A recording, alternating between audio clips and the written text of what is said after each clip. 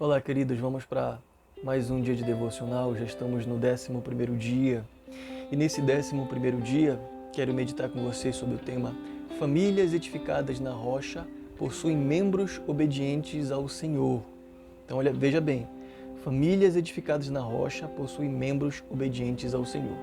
E leia comigo Efésios capítulo 5, verso 22 e verso 25 e Efésios 6, verso 1 e verso 4. Diz o seguinte: Esposas, que cada uma de vocês se sujeite ao seu próprio marido, como ao Senhor.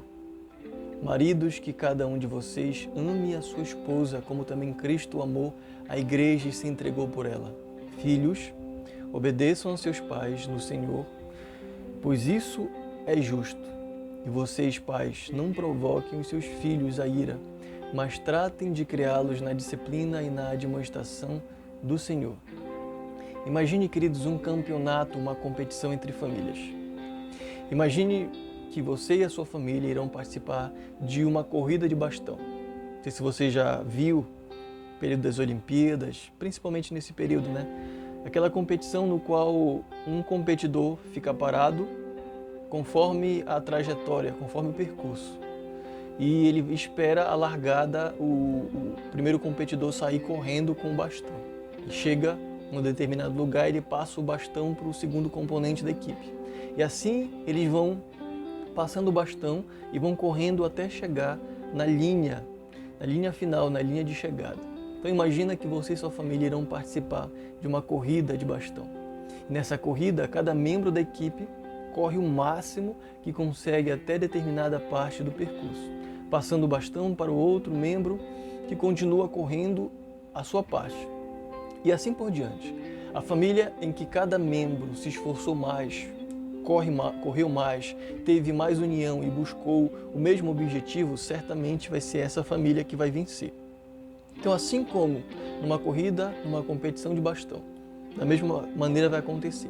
A família que se esforçar mais, a família que correr mais, a família que tiver mais objetivos, a família que tivesse preparado também, ela vai certamente vencer.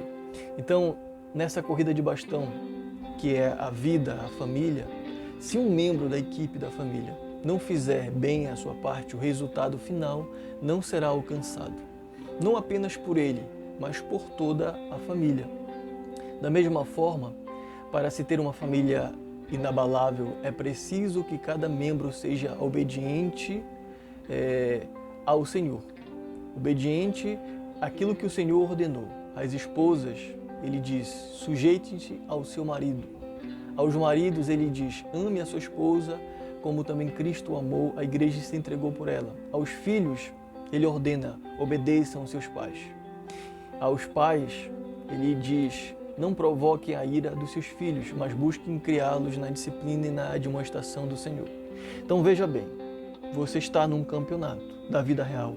Você está numa competição da vida real. A sua família está numa competição. E todos precisam cumprir com a sua parte. A esposa precisa se sujeitar ao marido.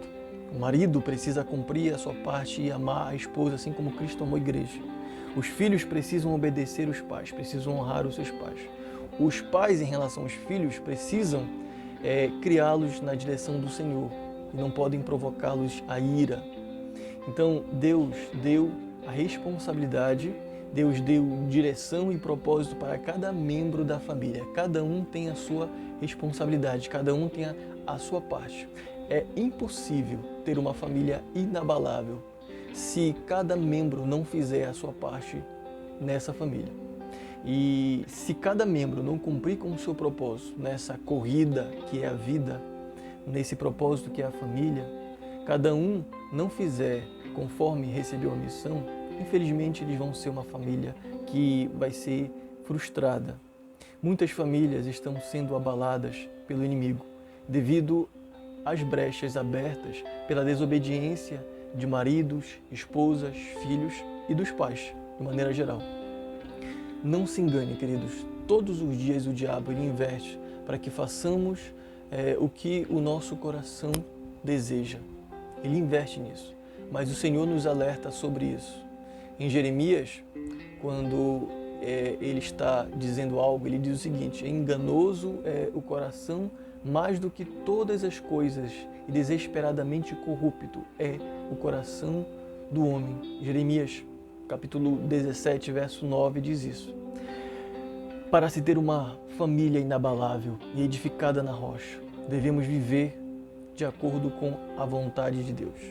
Então, famílias edificadas sobre a rocha são famílias que obedecem à palavra de Deus. E eu pergunto, queridos, você como esposo tem buscado cumprir o seu propósito principal dentro do lar? Em relação à sua esposa, em relação aos seus filhos? Você, esposa, tem buscado cumprir a sua função principal dentro do lar em relação ao esposo e os filhos? E você, filhos, tem buscado cumprir a sua função dentro do lar, que é honrar os pais? Pense sobre isso. A sua família só vai ser uma família inabalável no Senhor se todos cumprirem com esse propósito no Senhor.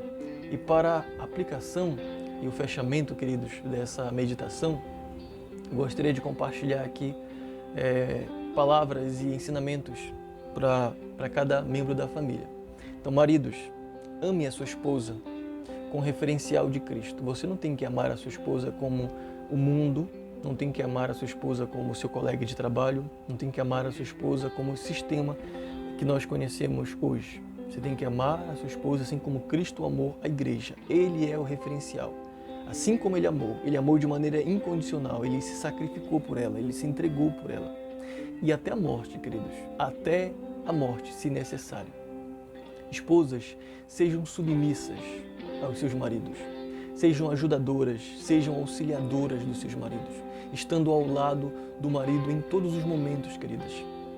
Faça isso. E filhos, obedeçam aos seus pais, pois eles são instrumentos de Deus para formar Cristo em vocês. E pais, agora para o casal de maneira geral, ensinem e inculquem os preceitos de Deus no coração dos seus filhos. A formação espiritual deles é muito mais importante do que a acadêmica. Estamos vivendo num período no qual os pais, eles têm se preocupado, eles têm se redobrado para que os filhos estudem numa melhor escola particular, para que os filhos tenham a melhor formação, para que os filhos ingressem na faculdade.